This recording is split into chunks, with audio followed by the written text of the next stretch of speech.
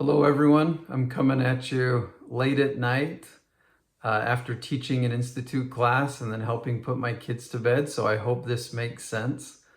The micro training for this week, it's a very simple skill, but it's one that can pay great dividends. So the skill is give students time to think before asking them to respond to a question.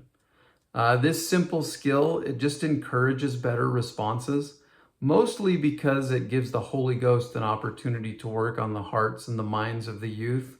It will prompt them to say things. It will bring things to their remembrance. It can also eliminate the awkward silence that follows a question that we've asked that really requires deep thinking and reflection. So here are just some simple examples of how you could do this. You might say something like, now before you answer that question, let's all take 30 seconds and just think about how we would answer that question. And then at the end of that 30 seconds, I'll have some of you share. Another thing you might say is you might say something like, ponder the following question for a minute. Be prepared to share with your neighbor your thoughts at the end of that minute, so they know kind of what's expected of them at the end.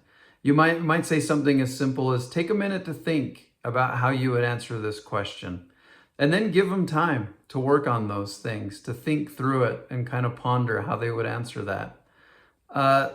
So it's like I said, it's a really simple skill. I just invite you to consider questions you have coming up in your lessons over the next week or so.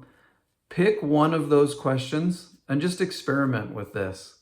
Identify a question that you can practice this skill, and then allow the students the opportunity to think and ponder before you ask them to respond. This is a skill, like I said, it's really simple. I know that when I've used it in the past, it's been really helpful. If I just identify a really good question, one that I want good responses from, and it generally will generate a good discussion. But anyways, there's my invitation to you. Thank you for all you do. I hope everything's going well for you. Thanks.